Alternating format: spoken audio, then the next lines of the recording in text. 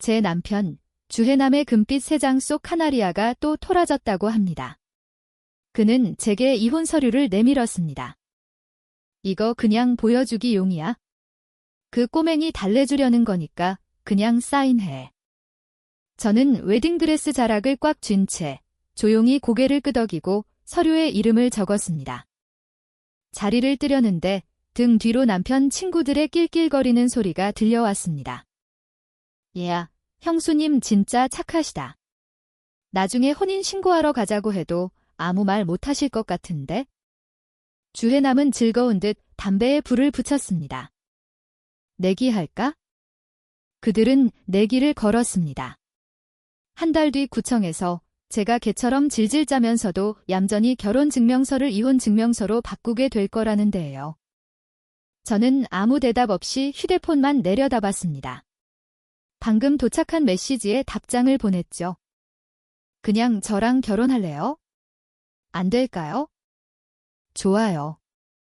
상대방의 답장은 거의 즉시 도착했습니다. 저는 화면을 껐습니다. 방 안에서는 여전히 웃음소리가 요란했습니다. 콜. 형수님이 진짜 그렇게 순종적이면 다음 달 우리 모임은 내가 쏜다. 좋아. 3개월 뒤에 주해남이 말했습니다. 콜. 콜. 콜. 방 전체가 웃음바다가 되었습니다. 저는 황급히 그곳을 빠져나왔습니다. 건물을 완전히 벗어나 따가운 햇살이 눈을 찌르고 나서야 참았던 눈물이 폭포수처럼 쏟아졌습니다. 주해남은 아직 졸업도 하지 않은 어린 여자애에게 푹 빠져 있었습니다. 서울에 집을 사주고 온갖 명품으로 채워줬죠. 하지만 그 여자애는 키스도 포옹도 허락하지 않았습니다. 360제곱미터짜리 최고급 아파트에 살면서 수억 원짜리 맞춤 제작 옷을 입고 고고하게 말했죠. 전 상간녀는 안 해요. 주해남은 그게 아주 재미있다고 생각했습니다. 지금까지 그는 그녀를 위해 3번이나 연극을 벌였습니다. 첫 번째는 저와 다정한 척 과시하는 것이었습니다. 그때 저는 송지아라는 여자의 존재조차 몰랐습니다. 해맑게 그에게 안겨 수많은 사진을 찍었고 그가 9장의 사진을 SNS에 올렸을 때 저는 놀라움과 기대로 가득 찼습니다. 하지만 아무리 새로 고침을 해도 제 피드에는 보이지 않았죠. 나중에야 알았습니다. 그 게시물은 오직 송지아에게만 보이도록 설정되어 있었다는 것을요. 두 번째는 저와 크게 다투고 길 한복판에 저를 버려둔 채 혼자 오는 제 모습을 찍어 송지아에게 보낸 것이었습니다. 봤지? 걔, 나 절대 못 떠나. 그리고 세 번째가 바로 지금 저와 이혼하는 연극을 하는 것이었습니다. 휴대폰이 울렸습니다. 꺼내보니 권도혁의 메시지였습니다. 진심이에요. 진짜로 하는 말이에요? 저는 눈물을 닦고 희미하게 웃으며 답장했습니다. 네, 진심이에요. 그날 오후, 주해남은 정말로 저를 구청에 데려갔습니다. 가는 내내 그는 기분이 아주 좋아 보였습니다. 결혼 3주년 기념일에는 어디로 여행 가고 싶냐고 계속 물었죠. 저와 주해남은 어릴 때부터 함께 자랐습니다. 그리고 오늘은 우리가 결혼한 지 정확히 3년째 되는 날이었습니다. 프라하 갈까? 너 7살 때 프라하 광장에서 비둘기 밥 주고 싶다고 엄청 졸랐잖아. 그는 차에서 내려 제 쪽 문을 열어주더니 몸을 숙여 안전벨트까지 풀어주었습니다. 어휴, 울었어. 그는 미간을 찌푸리며 손가락 끝으로 제 눈가를 부드럽게 닦아주었습니다. 말했잖아. 그냥 연극이라고. 그냥 카나리아 한 마리일 뿐이야. 언제쯤 그 애가 고개를 숙일지 궁금할 뿐이라고. 말하는 동안 그의 주머니에서 무언가 툭 떨어졌습니다. 콘돔 상자였습니다. 주해남은 작게 헛기침을 하며 코를 극적였습니다. 아무 말도 아무런 변명도 하지 않은 채 제 손을 잡고 구청 안으로 들어섰습니다. 모든 절차는 순조롭게 진행되었습니다. 저는 낯선 사람 앞에서는 말을 잘 못하는 실어증 증세가 있었지만 고개를 끄덕이거나 저을 수는 있었습니다. 두 분, 이혼에 동의하십니까? 네, 저는 고개를 끄덕였습니다. 감정의 골이 깊어져 더 이상 회복이 불가능한 상태입니까? 네, 다시 고개를 끄덕였습니다. 한 달의 숙려 기간을 거친 후 다시 오시면 됩니다. 주해남은 접수증을 받아들고 구청을 채 나서기도 전에 사진을 찍어 메시지를 보냈습니다. 늘 그랬듯 송지아에게 보내는 것이었겠죠. 접수증 사진과 함께 이런 메시지를 보냈습니다. 이제 만족해? 오늘 밤 얌전히 씻고 기다려. 저는 그의 프로필을 눌러 차단했습니다. 차단하자마자 항공권 발권 알림이 떴습니다. 동시에 카톡 메시지가 도착했습니다. 비행기 표 예매했어. 한 달 뒤에 파리에서 봐. 그날 밤, 저는 또 주해남의 꿈을 꾸었습니다. 어릴 적 주해남은 꿀처럼 달콤한 말을 속삭였습니다. 지우 누나, 누나 눈은 정말 예뻐. 매일 누나 눈을 보면서 얘기하고 싶어. 지우 누나, 누나 피아노 소리는 정말 최고야. 매일 누나가 연주하는 거 들으러 와도 돼? 지우 누나, 난 누나가 제일 좋아. 커서 누나랑 결혼할 거야? 저도 주해남을 좋아했습니다. 학교에서는 꼭 같은 반에 꼭 짝꿍이 되어야 했고, 학교 후에는 꼭 같이 놀아야 직성이 풀렸습니다. 부모님이 교통사고를 당하시던 그날도 저는 그의 집 차를 타고 그와 가위바위보를 하고 있었습니다. 하지만 두 차는 너무 가까이 붙어 달리고 있었습니다. 저는 거대한 트럭이 중앙선을 넘어 돌진하는 것을 똑똑히 보았습니다. 쾅! 아빠, 엄마, 오빠, 그리고 어릴 때부터 키우던 강아지까지 모두가 불길 속에서 몸부림쳤습니다. 그 후로 아주 오랫동안 제 목에서는 아무 소리도 나오지 않았습니다. 주해남이 곁에 있어야만 잠들 수 있었죠. 그때의 주해남은 참을성이 많았습니다. 저와 함께 하나하나 발음 연습을 해주고 밤새 이야기를 들려주었습니다. 누가 저를 벙어리라고 놀리기라도 하면 그는 주저없이 주먹을 날렸습니다.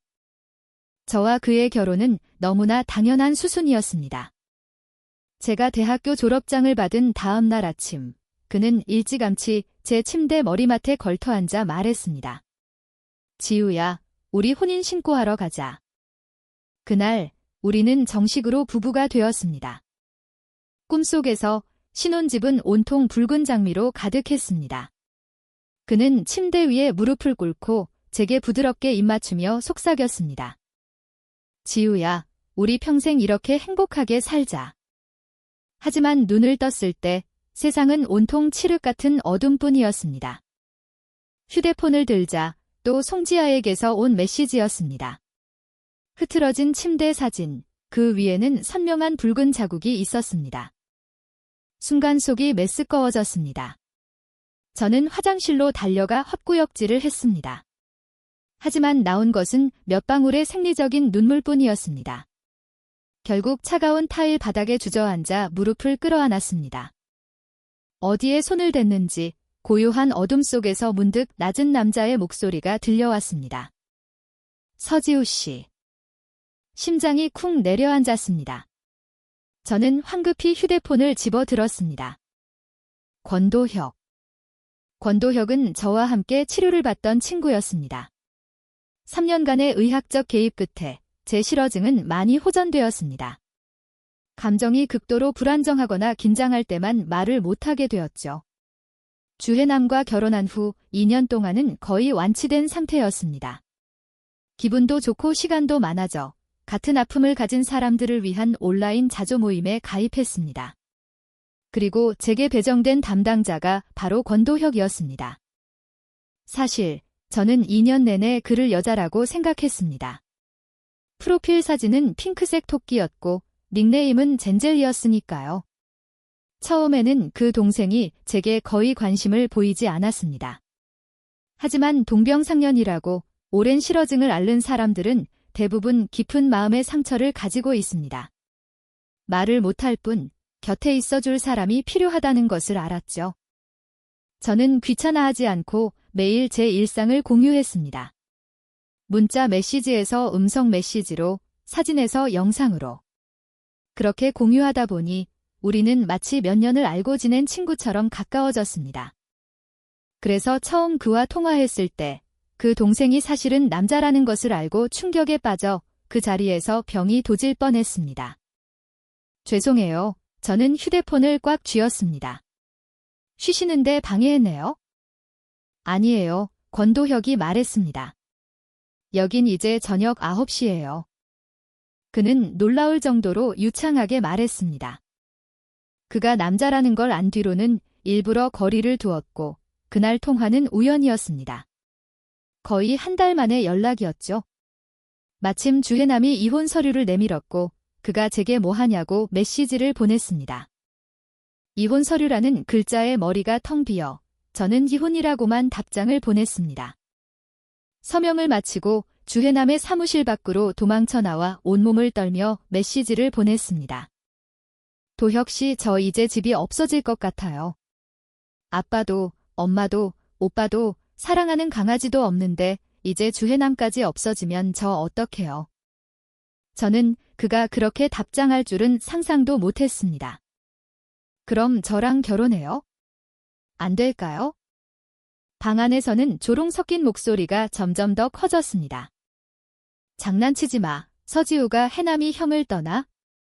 말도 제대로 못하면서 어딜 가겠어. 맞아. 진짜 이혼하러 가자고 하면 구청 무너질 때까지 울걸. 그래, 주혜남이 차갑게 웃으며 테이블 위로 라이터를 던졌습니다. 개처럼 질질 짜도 그 개는 나 주혜남의 개야. 내가 동쪽으로 가라면 기어서라도 동쪽으로 가야지. 저는 넋을 잃고 문틈으로 그를 바라보았습니다. 그 안에 남자는 완전히 낯선 사람이 되어 있었습니다. 좋아요. 권도혁은 제게 한 달 동안 해야 할 일 목록을 보내주었습니다. 비자 신청, 변호사 선임 같은 기본적인 것들 외에도 꼭 가봐야 할 맛집 리스트까지 적혀 있었습니다. 그쪽 음식 정말 맛없어요. 진짜로. 저는 기쁘게 그의 리스트를 따랐습니다. 하나하나 맛집을 찾아다녔죠. 혼자만의 생활이 생각보다 어렵지 않았습니다. 매일 먹고 쇼핑하고 짐을 싸며 하루를 보냈습니다. 이혼을 위한 집에서 이사 나오는 날 주혜남에게서 갑자기 메시지가 왔습니다. 나한테 전화 한 통도 안 하고? 나 안 보고 싶어? 그는 송지아와 여행 중이었습니다. 그 꼬마 아가씨에게 넓은 세상을 보여준다면서요. 하나도 안 착하네. 그는 이어서 사진 한 장을 보냈습니다. 여기 괜찮다. 3주년 기념일엔 여기로 와. 송지아를 차단했던 것처럼 그도 차단하고 싶었지만 구청에 가서 이혼 서류를 받아야 한다는 생각에 참았습니다. 그 후 보름 동안 저는 자잘한 보석과 가방들을 처분하고 병원에서 임신이 아님을 확인했습니다. 마지막으로 몇 년간 주혜남이 제게 맡겼던 모든 재산을 정리했습니다. 구청에 가기 전날 밤 주혜남이 돌아왔습니다. 그가 전화를 걸었습니다. 지우야, 이사했어? 전화 너머 제 침묵에 익숙한 듯 그는 혼자 웃었습니다. 지우야, 너 정말 귀여워. 말했잖아, 그냥 연극이라고. 이렇게 하자 그의 목소리는 매우 즐거워 보였습니다. 이왕 하는 거 끝까지 제대로 연극하는 거야? 내일 나랑 같이 구청 가서 이혼 증명서 받아오자. 저는 휴대폰을 손에 쥐고 있었습니다. 지우야, 걱정 마, 그냥. 알았어, 제가 말했습니다. 전화기 저편에서 요란한 환호성이 터져 나왔습니다. 저는 전화를 끊고 카톡으로 약속 시간을 보냈습니다. 다음 날 아침, 저는 아주 일찍 일어났습니다. 주혜남은 늦었습니다. 아마 송지아가 일부러 그런 것이겠죠. 그의 입가에는 희미한 입자국이 있었습니다. 그는 아무렇지 않은 척했고 저도 못 본 척했습니다. 절차는 지난번보다 훨씬 빨랐습니다. 5분도 채 걸리지 않았죠? 지우야, 내일 깜짝 선물 줄게. 주혜남이 제 발을 가볍게 툭 쳤습니다. 저는 이혼 서류를 가방에 넣었습니다. 주해남 씨, 오늘 저녁에 시간 있어요. 제가 그를 쳐다보며 말했습니다. 할 얘기가 있어요. 주해남은 순간 멈칫했습니다. 결혼한 이후로 저는 항상 그를 여보라고 불렀기 때문입니다. 다음 순간 그는 도화살 가득한 눈을 가늘게 뜨며 손에 든 붉은 결혼 증명서를 톡톡 쳤습니다. 그래. 올해의 주해남이 어떻든 과거의 주해남을 부정하고 싶지는 않았습니다. 그가 제 곁에 있어준 세월에 그가 베풀었던 관심과 보살핌에 감사했습니다. 그래서 말없이 떠날 생각은 한 번도 해본 적이 없었습니다. 하지만 그날 밤 비가 쏟아지고 천둥 번개가 쳤습니다. 저는 그런 밤을 몹시 무서워했습니다. 그 옛날 교통사고도 그렇게 비가 쏟아지는 밤에 일어났습니다. 저는 필사적으로 떨림을 억누르며 주해남을 기다렸습니다. 심지어 그가 나타나면 몇 년간의 습관 때문에 한 달 동안 힘들게 쌓아 올린 방어벽이 무너져 그의 품에 안겨 울어버릴까 봐 두렵기까지 했습니다. 하지만 그는 오지 않았습니다. 그저 전화 한 통을 걸어왔을 뿐입니다. 전화가 연결되자마자 수학이 너머는 시끄럽고 혼란스러웠습니다. 구원. 웃기지 말라 그래? 그 몇 년 동안 걔 때문에 미치는 줄 알았다고. 우리 엄마가 억지로 시키지만 않았어도 내가 걔한테 신경이나 썼을 것 같아. 결혼. 왜 그렇게 일찍 했는지 알아? 걔가 손도 못 대게 하니까. 그냥 궁금했을 뿐이야. 걔 감정이 격해지면 말문이 막힌다며? 그럼 침대 위에서는 신음소리라도 낼 수 있나? 하하. 우르르 쾅쾅. 마치 천둥 번개가 치는 비 오는 밤에 무언가가 다시 한번 갈기갈기 찢어지는 것 같았습니다. 저는 그저 도망치고 싶었습니다. 제 비참한 모습을 누구에게도 보이고 싶지 않았습니다. 하지만 어디로 도망칠 수 있을까요? 어딜 가나 비와 천둥, 그리고 조롱 섞인 웃음소리뿐이었습니다. 바로 그때 권도혁에게서 전화가 왔습니다. 서지우 씨. 그의 목소리는 언제나처럼 차분해서 모든 소음이 순식간에 밀려나는 듯 했습니다. 울고 있어요. 아니라고 말하고 싶었지만 목소리가 나오지 않았습니다. 눈물은 그 말에 스위치가 켜진 듯 멈추지 않고 흘러내렸습니다. 기다려요. 그는 여전히 담담했습니다.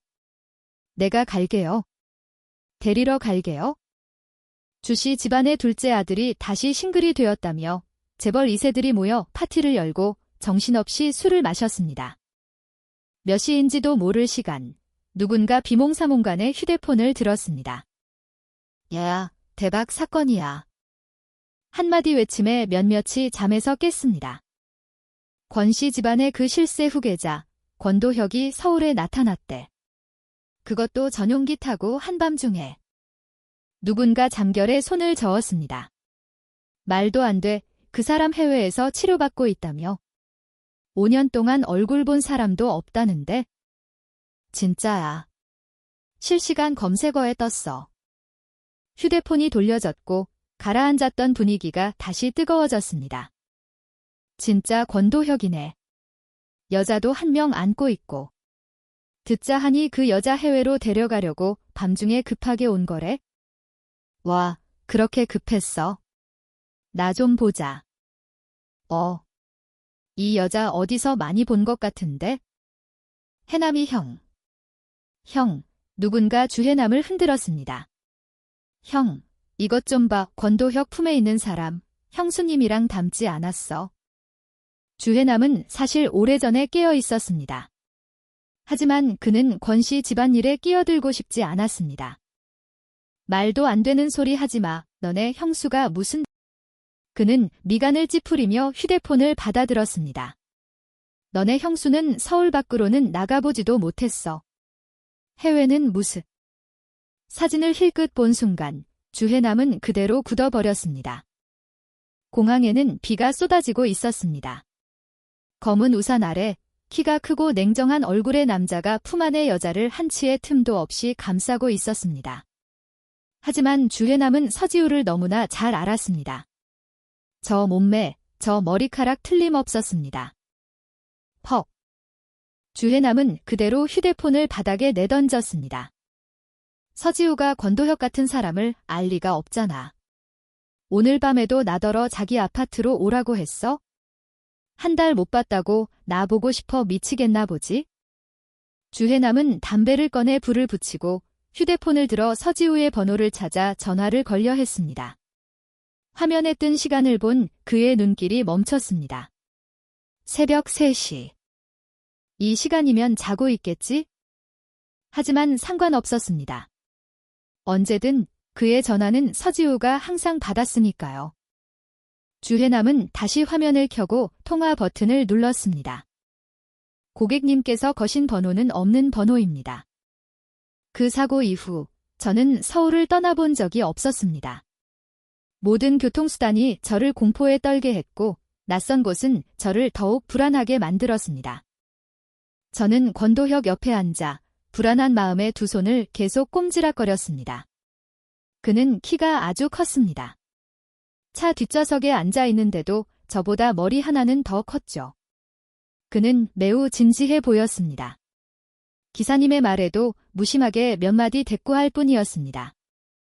아마 유명인인 것 같았습니다. 아까 공항에서 기자들이 우리를 둘러싸고 권 대표님 하고 외쳤으니까요. 내가 너무 충동적이었나? 권도혁이라는 이름도 그와 처음 통화한 후에야 알았습니다. 그리고 파리라는 도시는 예전에는 감히 상상도 해보지 못한 곳이었습니다.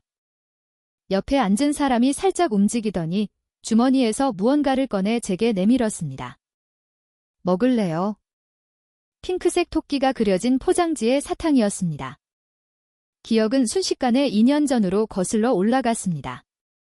제가 끈질기게 그 동생에게 말을 걸던 때였죠.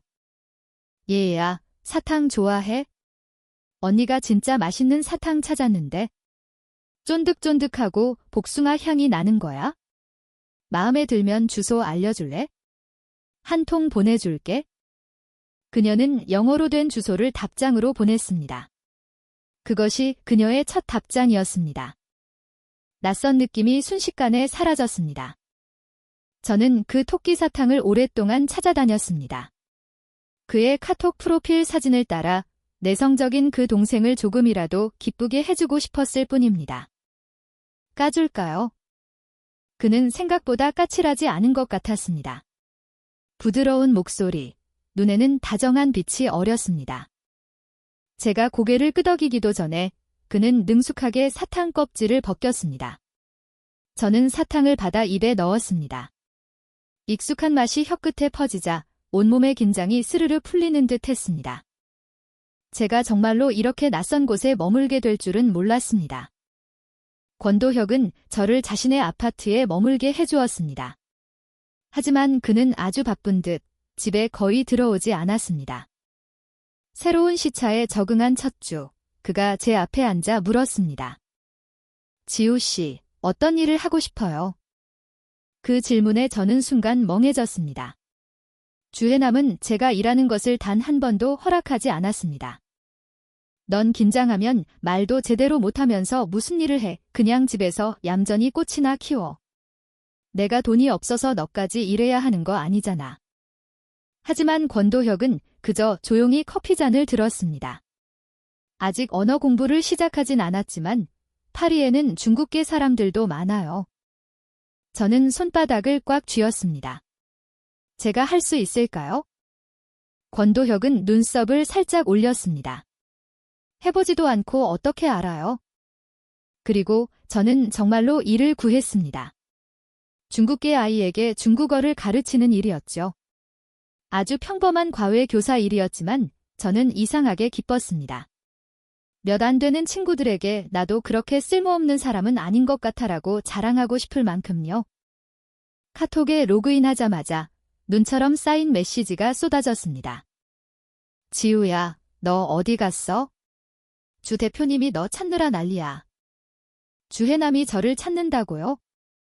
제가 권도혁과 함께 떠나던 날, 제 기분은 정말 좋지 않았습니다.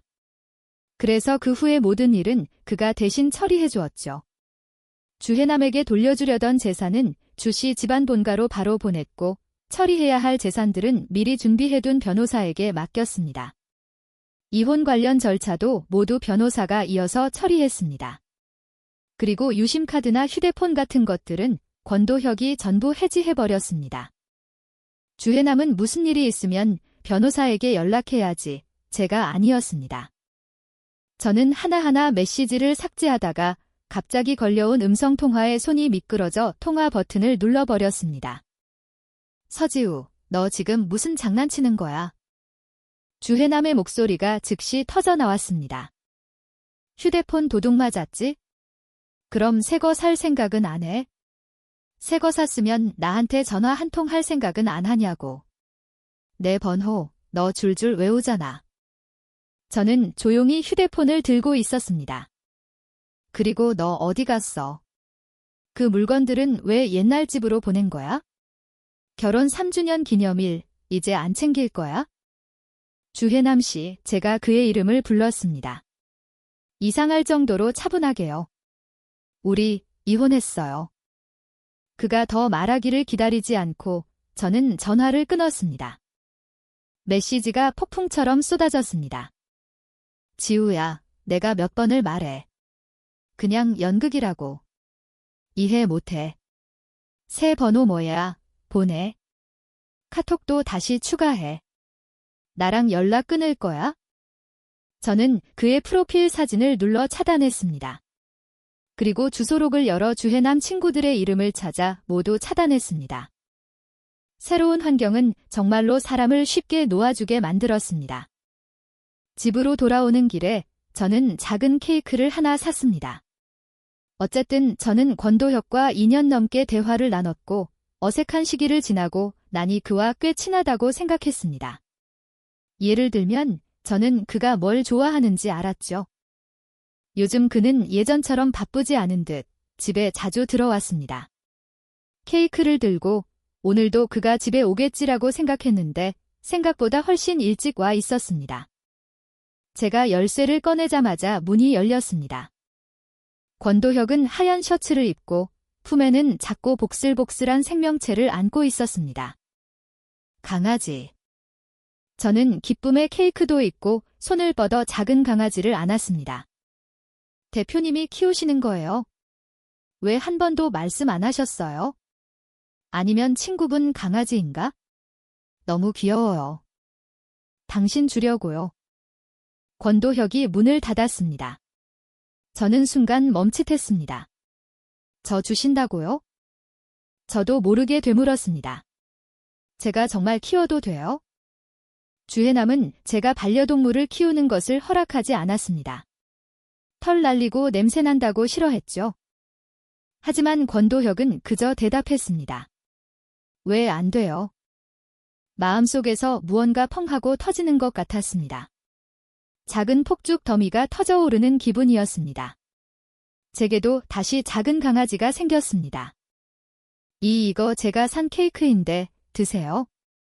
저는 권도혁에게 케이크를 건네고 소파로 달려가 강아지와 놀았습니다. 제 첫 강아지는 부모님이 주신 생일 선물이었습니다. 오빠가 함께 골라주었죠. 그때의 저는 고민이라는 단어를 몰랐던 것 같습니다. 지금도 저는 강아지만 보면 모든 시름이 사라진다고 생각합니다.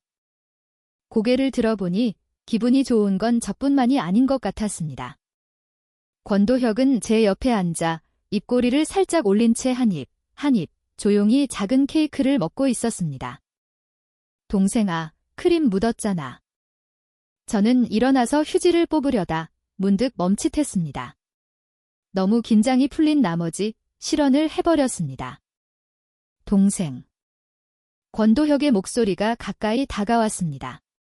그의 숨결도 너무 가까웠습니다. 작은 강아지가 멍 하고 짖으며 도망칠 정도로요.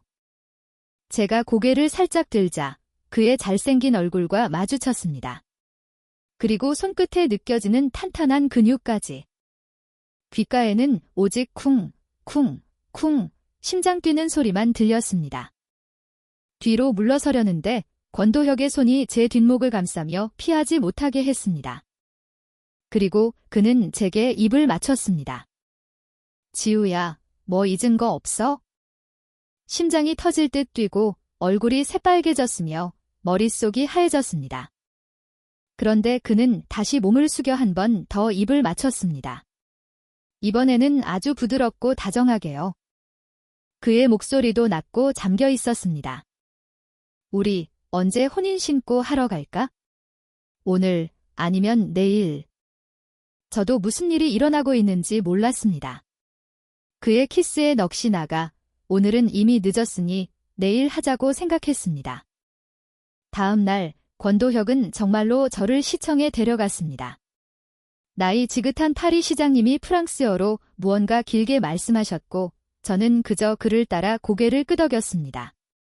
쾅 하고 도장을 찍자 우리의 결혼 증명서가 발급되었습니다. 저는 불안하면서도 이상하게 기뻤습니다. 동병상련, 서로를 잘 아는 사이, 저는 권도혁이 잘못된 선택일 리 없다고 생각했습니다. 단 한 가지, 저를 불쾌하게 만드는 일이 있었습니다. 주해남이 어떻게 알아냈는지 제가 파리에서 쓰는 전화번호로 전화를 걸어왔습니다. 그는 프랑스 번호를 이용해 바로 전화를 걸었죠. 역시 파리로 도망갔구나. 전화를 받자마자 그의 목소리가 들려왔습니다. 서지우, 이제 삐칠 줄도 아네. 한 달이나 지났는데 아직도 화 안 풀렸어? 저는 깊게 숨을 들이마시며 끓어오르는 감정을 억눌렀습니다. 주해남 씨, 제 인생에 끼어들지 마세요. 내 인생. 내가 무슨 인생이 있어? 내가 모를 줄 알아?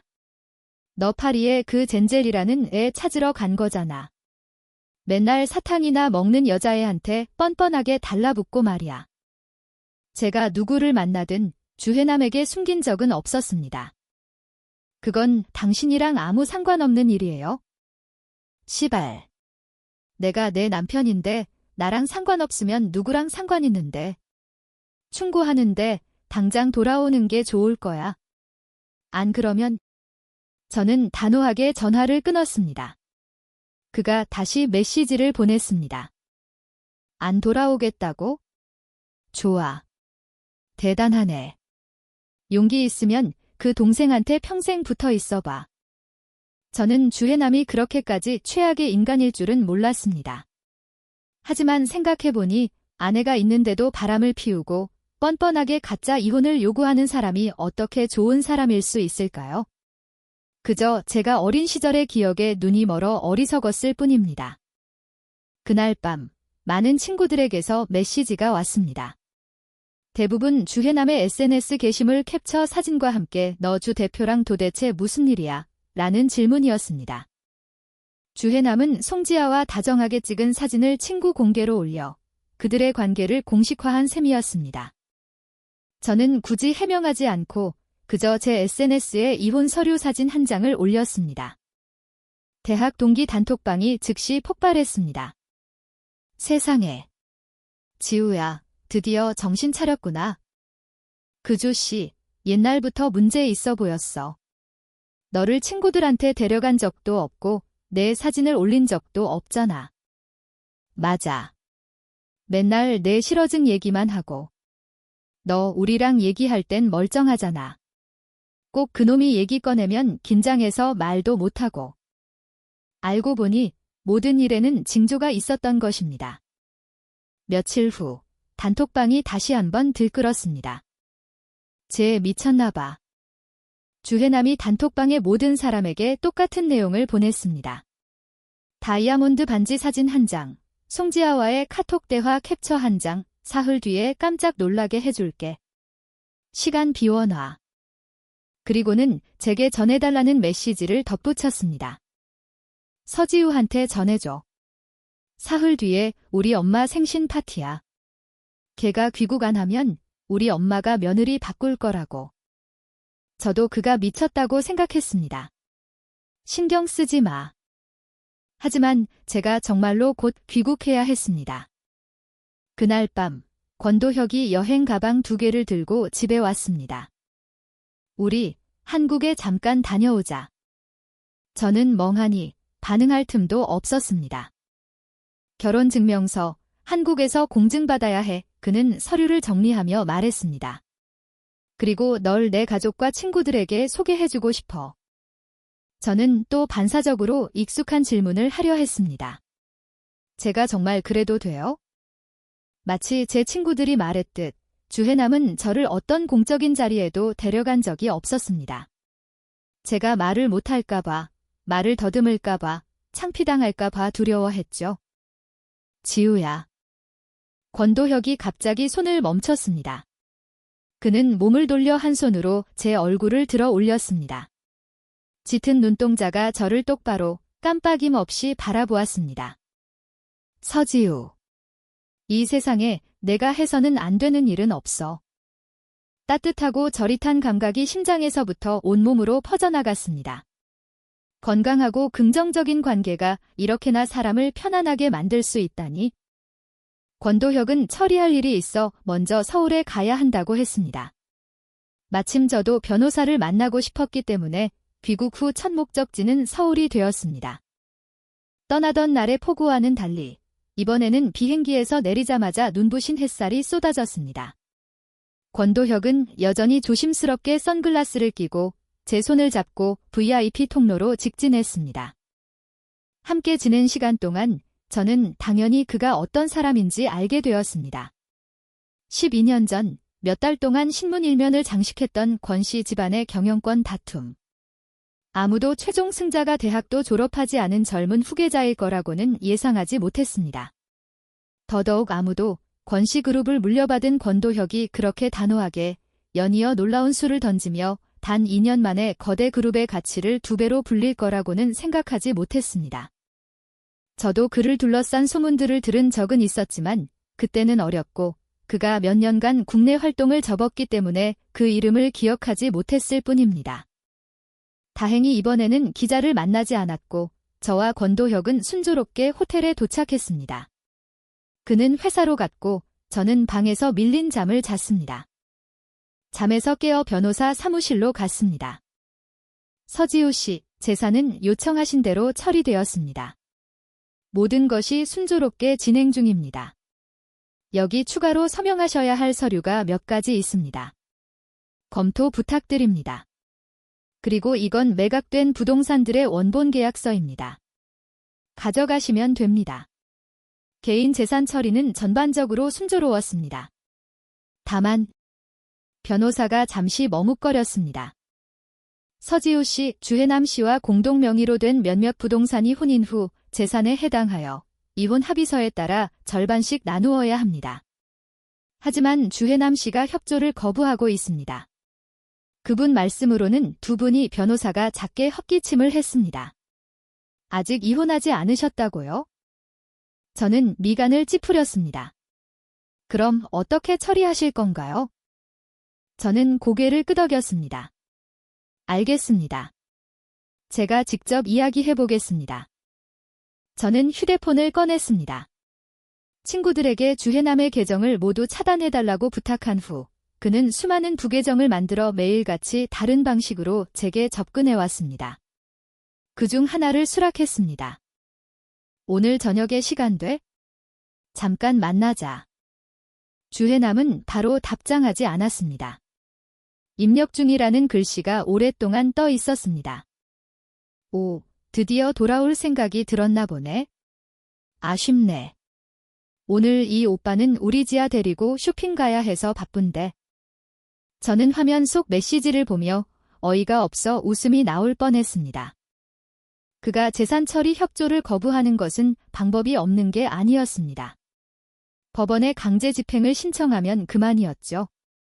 다만 이번 귀국길에 오래 머물 생각이 없었기 때문에 모든 일을 원만하게 해결하고 싶었을 뿐입니다. 아마 제가 답장을 안 해서인지 그가 다시 메시지를 보냈습니다. 돌아오고 싶으면 기회가 없는 건 아니야? 내일 우리 엄마 생신 파티니까 와서 잘못했다고 빌어. 그와 함께 호텔 위치 정보가 전송되었습니다. 진짜 병 있네? 저는 그의 계정을 다시 한번 차단했습니다. 바로 그때 권도혁에게서도 메시지가 왔습니다. 드레스 몇 벌 보냈어. 골라봐. 내일 내 친구 몇 명 만나러 갈 거야. 권도혁의 친구들을 만나게 된다니. 심장이 갑자기 빠르게 뛰기 시작했습니다. 주해남이 안겨준 불쾌감은 순식간에 머릿속에서 지워졌습니다. 저는 택시를 타고 호텔로 돌아왔습니다. 권도혁은 드레스 몇 벌만 보낸 게 아니었습니다. 드레스와 그에 어울리는 신발, 보석, 그리고 메이크업 팀까지 방 하나를 가득 채우고 있었습니다. 그가 이렇게 중요하게 생각하는 것을 보니 저도 대충 할 수가 없었습니다. 거의 저녁 내내 입어보고 나서야 겨우 한 벌을 골랐습니다. 결국 저는 얌전하고 단정해 보이는 드레스를 선택했습니다. 다행히 권도혁은 호텔에 돌아오지 않았습니다. 그가 10년 만에 귀국해서 서울지사에 직접 방문했으니 바쁜 것은 당연했습니다. 다음 날 저는 또 거의 반나절을 자고 일어나니 이미 오후였습니다. 옷을 갈아입고 화장을 마치자 마침 권도혁에게서 메시지가 왔습니다. 기사님 보냈어. 차에 오르자 낯선 번호로 전화가 걸려왔습니다. 직감적으로 또 주해남이라는 것을 알았습니다. 저는 즉시 통화를 거절했습니다. 다시 전화가 왔고 또 거절했습니다. 결국 차단해버렸습니다. 그런데 기사님이 차를 세웠을 때 저는 주해남을 보게 될 줄은 몰랐습니다. 그는 호텔 입구 바로 앞에 서서 계속 전화를 걸고 있었습니다. 걸고 또 걸고. 결국 화를 내며 휴대폰을 바닥에 내던졌습니다. 저는 고개를 들어 호텔 이름을 확인했습니다. 놀랍게도 어제 그가 제게 위치 정보를 보냈던 바로 그곳이었습니다. 바로 그때 권도혁에게서 전화가 왔습니다. 도착했어? 내가 내려가서 맞이할게. 그의 목소리는 언제나 사람을 차분하게 만들었습니다. 저는 주해남 쪽을 힐끗 보았습니다. 그의 얼굴은 새까맣게 변해 있었습니다. 아니에요. 저 혼자 올라갈 수 있어요. 아마 제 목소리를 들었는지 주해남 역시 고개를 돌려 저를 보았습니다. 그의 얼굴에 떠오른 표정은 정말 형용하기 어려웠습니다. 놀라움과 기쁨, 그리고 억눌린 분노가 뒤섞여 있었죠. 그는 발밑에 박살난 휴대폰을 걷어차고 붉어진 눈으로 저를 바라봤습니다. 하지만 한 글자만 말하고 입술을 꾹 다물었습니다. 그리고는 고개를 돌리며 여전히 약간의 의기양양함을 담아 말했습니다. 왔네. 올 줄 알았어. 그는 앞장서서 걸어갔습니다. 아무래도 이 호텔은 통째로 빌린 것 같았습니다. 저는 문득 권도혁이 만나게 해주겠다던 친구들이 누구인지 깨달았습니다. 제가 따라가지 않자 주해남은 일부러 몇 걸음 늦췄습니다. 알았어. 내가 먼저 사과할게. 됐지. 그가 목소리를 낮췄습니다. 송지아 싫어하는 거 아니었어? 이제 걔랑 안 만나면 되잖아. 너 정말 속 좁다. 걔가 너한테 뭘 했다고. 저는 깊게 숨을 들이쉬며 감정을 억눌렀습니다. 2층에 올라서자 몇몇 익숙한 얼굴들이 보였습니다. 어이구, 형수님 드디어 돌아오셨네. 역시 주 대표님 능력 있으시네. 그렇게 얌전한 분이 카나리아처럼 도망갈 줄이야? 웃기지 않냐? 해남이 형, 오늘 사람 이렇게 많은데 형수님까지 데려왔어? 안 무서워. 맞아. 오늘 진짜 거물 오신다는데? 주해남은 그들을 쏘아보며 꺼져으라고 말하고는 제 곁으로 더 바싹 다가왔습니다. 눈치는 있네. 옷도 제대로 차려입고 오고. 이따가 내 옆에 딱 붙어 있어. 무슨 일이 있어도 아무 말도 하지 말고 그냥 웃기만 해, 알았지? 그가 손을 내밀었습니다. 손 줘.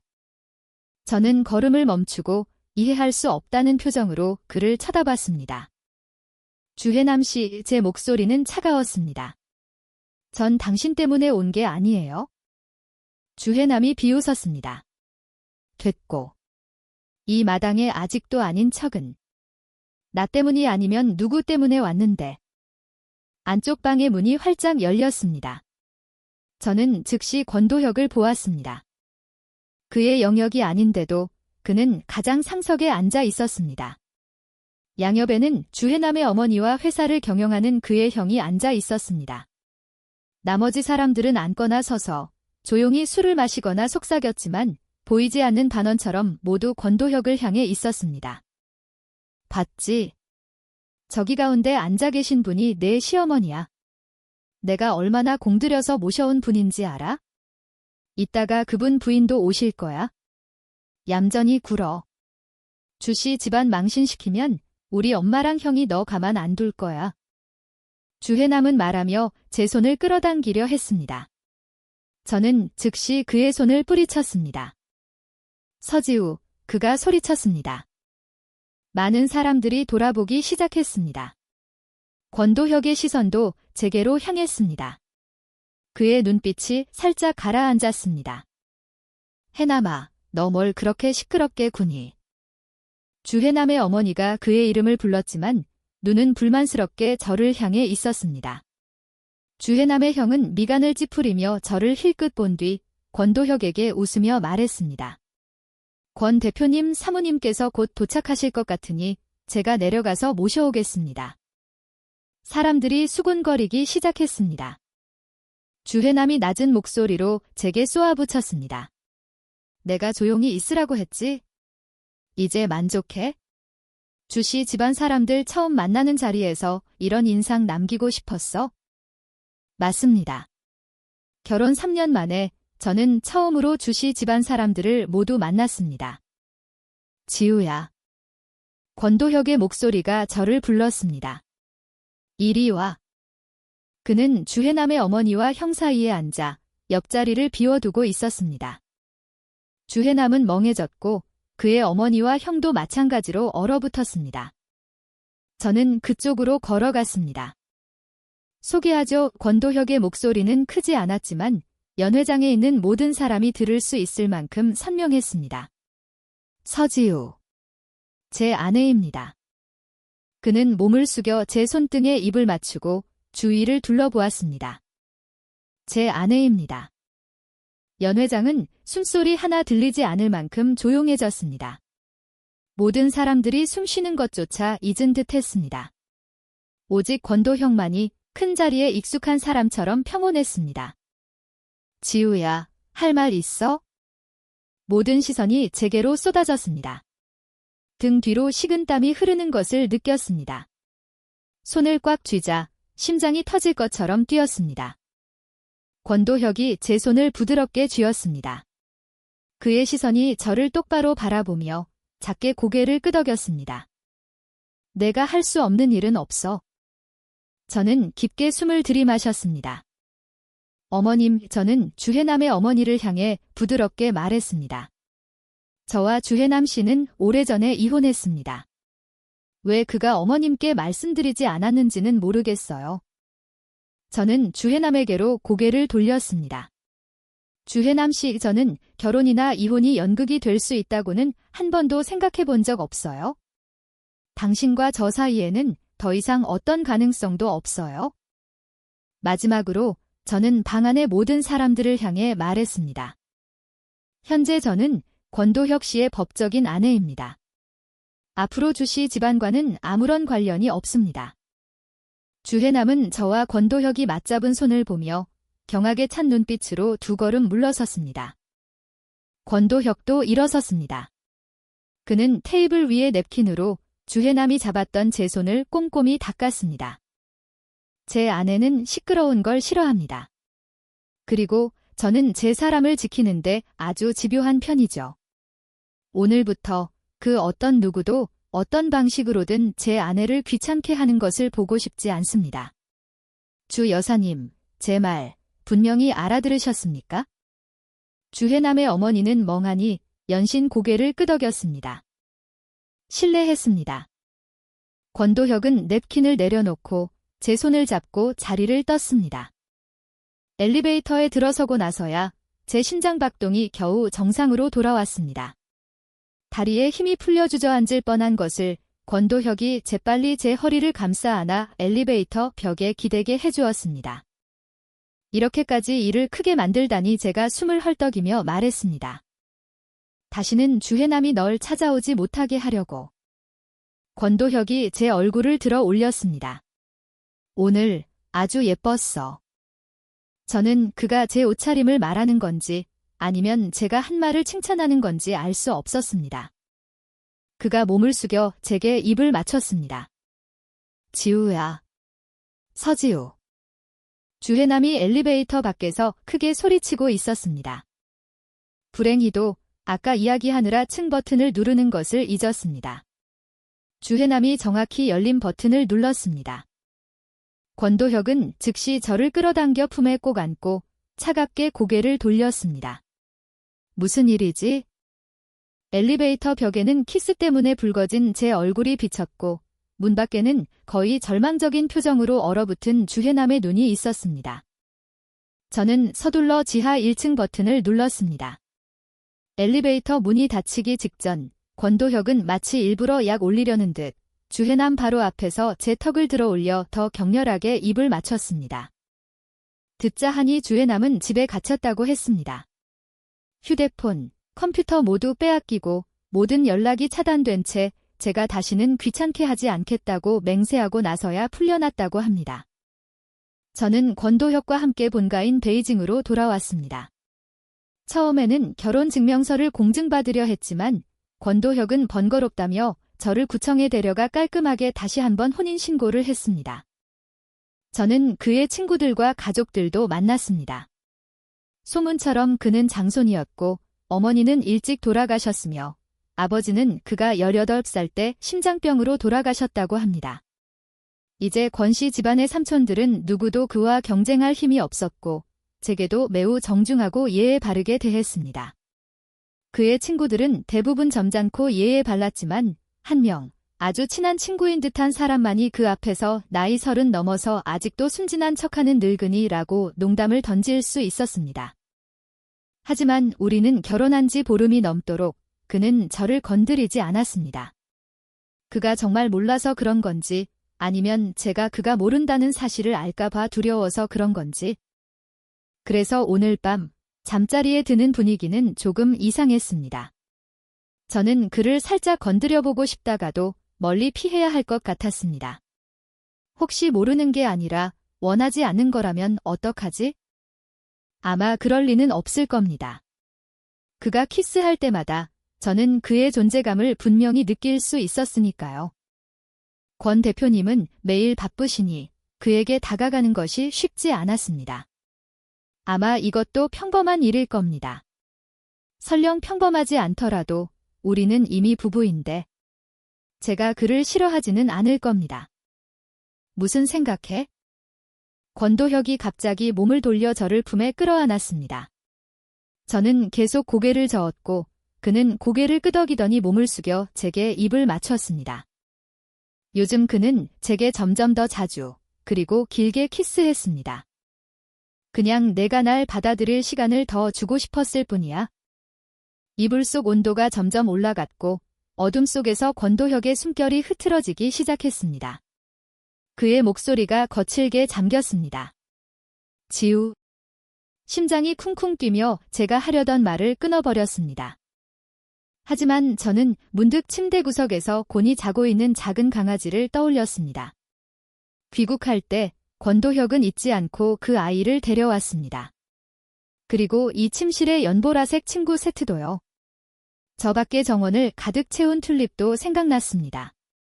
지난 몇 년간 제가 그에게 말했던 모든 것을 그는 전부 기억하고 있었습니다. 저 도혁 씨 좋아해요. 저는 작게 속삭이며 고개를 들어 그의 입술에 입을 맞췄습니다. 권도혁의 몸이 순간 굳었지만 그는 곧 몸을 돌려 주도권을 잡았습니다. 그리고 당연하게도 봄밤은 길고 밤은 깊었습니다. 하지만 모든 일이 뜻대로 되지는 않았습니다. 그날 생일 파티에는 너무 많은 사람이 참석했고 소문은 결국 밖으로 새어나갔습니다. 권도혁의 모든 인터뷰 영상 아래에는 애매한 댓글들이 달리기 시작했습니다. 쯧쯧, 겉으로는 신사적인 척하는 총수, 속은 짐승이네. 심지어 아내까지. 그 사람 결혼했어? 아내가 어떻길래? 조용히 살려면 입 다물고 있어야지. 신부 강탈이라는 키워드가 떠돌았습니다. 권도혁은 신경 쓰지 않았습니다. 그는 막을수록 사람들이 더 떠든다고 했습니다. 하지만 제 목에는 생선가시가 걸린 것처럼 삼킬 수도 뱉을 수도 없는 불편함이 남았습니다. 그날 권도혁은 또 야근을 했습니다. 사흘 뒤면 우리는 프랑스로 돌아갈 예정이었습니다. 제가 짐을 싸고 있는데 갑자기 마당 밖에서 시끄러운 소리가 들렸습니다. 맞습니다. 저와 제 아내는 소꿉친구입니다. 20년 넘는 감정이 어떻게 말 한마디로 끝날 수 있습니까? 여러분, 이 사진 좀 보십시오.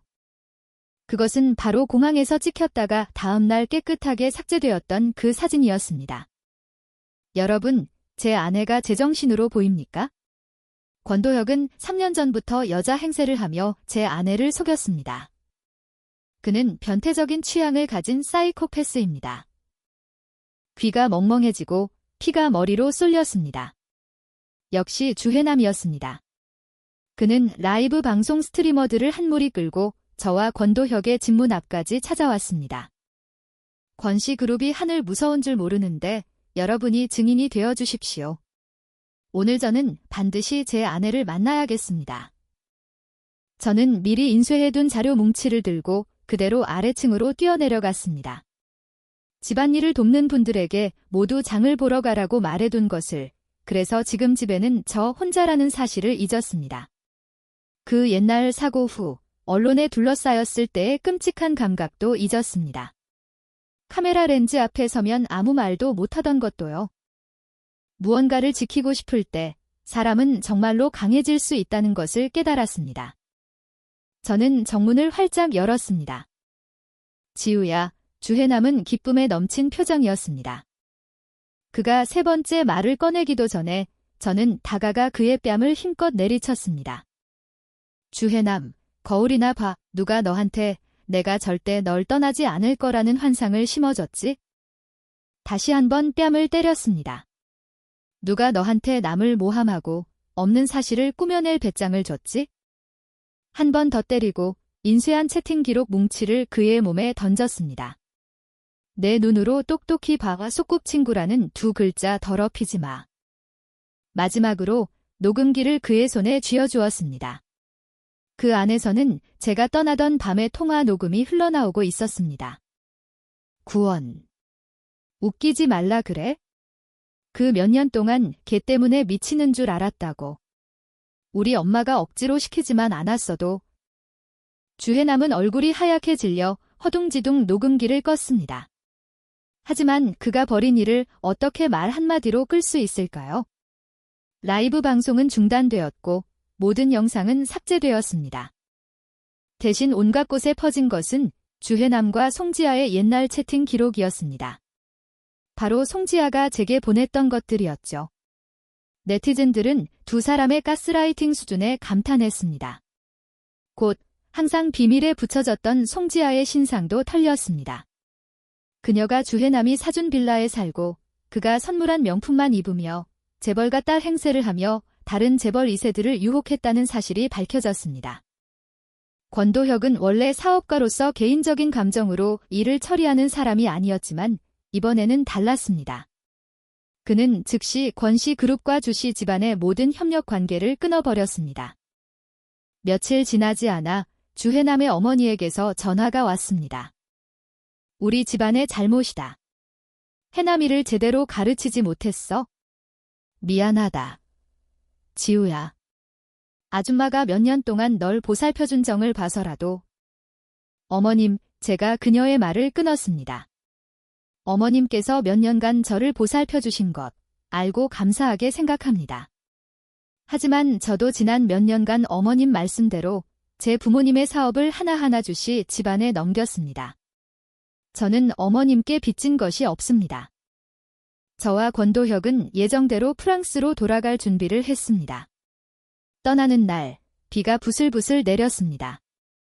보안검색 구역에 도착했을 때 갑자기 주위가 소란스러워졌습니다. 주해남이 또 어디선가 나타났습니다. 흙과 빗물로 엉망이 된 모습이 몹시 비참해 보였습니다. 지우야. 지우야. 그가 제 캐리어를 붙잡았습니다. 바닥이 미끄러워 그는 제 바로 앞에서 그대로 넘어졌습니다. 지우야 가지마, 안 가면 안 돼? 권도혁은 미간을 찌푸리고 혐오스러운 표정을 지었습니다. 하지만 그는 시계를 한 번 보고는 옆에 서 있던 몇몇 사람에게 눈짓을 보냈습니다. 구경거리를 찍으려던 주변 사람들은 즉시 깨끗하게 정리되었습니다. 주해남은 여전히 제 캐리어를 꽉 붙잡고 있었습니다. 지우야, 내 말 좀 들어봐. 우리 사이에 오해가 너무 많아. 그 전화, 송지아가 너한테 건 거야. 난 아니야. 난 전혀 몰랐어. 그날은 내가 너무 취해서 헛소리한 거야. 난 너를 귀찮다고 생각한 적 없어.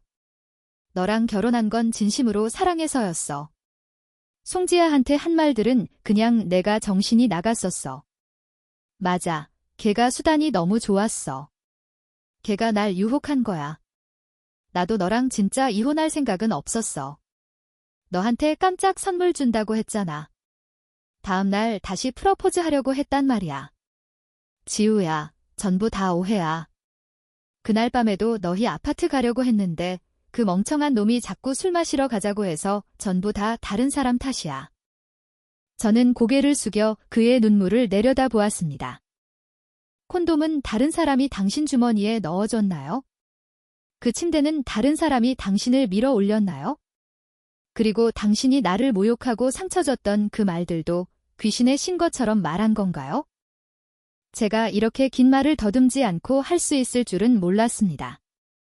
주해남 씨, 당신은 그저 내가 절대 당신을 떠나지 않을 거라고 생각했을 뿐이에요. 그래서 나를 무시하고, 외면하고, 경멸하고, 조롱하고, 억압하는 것이 당신의 실패한 인생에서 존재감을 찾는 유일한 방법이 되었던 거죠. 안 그래요? 주씨 집안에는 아들이 둘이었습니다. 형은 모든 가업을 물려받았고 동생은 놀고 먹으며 하루를 보냈습니다. 그가 일을 하기 싫어서가 아니라 할 능력이 없었기 때문입니다. 그의 평생 동안 남들에게 좋게 언급되었던 유일한 것은 한때 한 여자의 곁에 있었다는 것뿐이었습니다. 한때 온 마음을 다해 그를 믿고 의지했던 한 여자의 곁에요. 손 놔요. 어린 시절의 감정, 이렇게 최악으로 끝내지 말아요. 주해남의 손이 부들부들 떨리더니 힘없이 풀렸습니다. 지우야, 기회 한 번만 더 주면 안 될까? 이번에는 정말로. 그가 말하며 다시 제 손을 잡으려 했습니다. 저는 재빨리 옆으로 피하며 더러워라고 쏘아붙였습니다. 주해남의 말이 중간에 뚝 끊겼습니다. 저는 캐리어를 끌고 뒤돌아섰습니다. 권도혁이 멀지 않은 곳에서 기다리고 있었습니다. 저는 그의 팔짱을 꼈습니다. 등 뒤에서 절망적인 흐느낌이 들려왔습니다. 그 후로 아주 오랫동안 저는 주해남을 다시 만나지 않았습니다. 가끔 동기에게서 그와 송지아에 대한 소식을 들었을 뿐입니다. 송지아의 사건은 온 나라를 떠들썩하게 했습니다. 주해남을 포함한 몇몇 재벌 2세들이 그녀를 함께 고소했고 그녀는 퇴학당해 졸업장도 받지 못했습니다. 소송이 결국 어떻게 처리되었는지는 아무도 정확히 모릅니다. 주해남은 집에서 쫓겨났습니다. 권도혁의 환심을 사기 위해서였을 수도 있고 사업이 어려워진 주해남의 어머니가 그에게 화풀이를 한 것일 수도 있습니다. 모든 은행카드가 정지되고 명의로 된 재산도 모두 회수되었습니다. 밖으로 내쫓겨 스스로 생계를 꾸려가야 했습니다. 한때 수억 원짜리 맞춤 제작 옷을 눈 하나 깜짝하지 않고 사던 사람이 이제는 술 한 병을 살 때도 한참을 망설인다고 했습니다. 어떤 사람은 그와 송지아가 길거리에서 싸우는 것을 본 적이 있다고 했습니다. 두 비참한 사람이 머리채를 잡고 싸워도 아무도 신경 쓰지 않았다고요? 반면 제 일은 아주 순조롭게 진행되었습니다. 학생 1명에서 2명으로, 2명에서 4명으로. 나중에는 중국계 아이들을 위한 작은 교실까지 열었습니다. 제 언어 공부도 안정적으로 자리를 잡았습니다. 프랑스어의 15가지 시제 때문에 머리가 아플 때도 많았지만 적어도 일상적인 대화는 더 이상 문제가 되지 않았습니다. 프랑스에서의 첫 설날, 권도혁은 저를 스키장에 데려갔습니다. 산을 쏜살같이 내려오면서 저는 있는 힘껏 소리쳤습니다. 밤이 되자 우리는 계곡 속 호텔에 누워 별을 셌습니다. 하늘의 별 하나하나는 우리를 사랑했던 사람들이야. 도혁 씨, 아직 저한테 엔젤 이야기 안 해줬잖아요. 그날 밤, 권도혁은 저를 데리고 귀국했습니다. 베이징으로 몇 년 동안 열지 않았던 오래된 집으로 돌아갔습니다. 그 안에는 벽 전체가 핑크색 토끼로 그려진 방이 하나 있었습니다. 권도혁에게는 그보다 10살 어린 여동생이 있었습니다. 토끼를 몹시 사랑했고 조금 더 커서는 핑크색 토끼에 푹 빠졌습니다. 동생은 늘 자신이 세상을 구하기 위해 토끼 행성에서 온 천사라고 말했습니다. 하지만 동생은 그리 운이 좋지 않았던 것 같습니다. 태어나자마자 어머니를 잃었고 8살에는 아버지마저 돌아가셨습니다. 동생은 오빠가 탐욕스러운 삼촌들과 맞서 싸우는 것을 지켜보았습니다. 지치고 힘겨웠습니다. 나는 세상을 구하러 온 사람이니까 당연히 오빠에게 짐이 될 수 없어. 그래서 집안 사람들에게 학대를 당해도 동생은 한마디도 하지 않았습니다. 친구들에게 싫어증 때문에 놀림과 괴롭힘을 당해도 그저 권도혁에게 미소만 지어 보였습니다. 싫어증을 앓았던 것은 권도혁이 아니라 그의 동생이었습니다. 병을 숨기기 위해 동생은 자주 그에게 쪽지를 남겼습니다. 오빠, 학교는 정말 재밌어. 이번 여름에는 집에 안 갈 거야. 오빠도 몸 잘 챙겨. 오빠, 나 또 새로운 친구 사귀었어. 오늘 정말 즐거운 하루였어.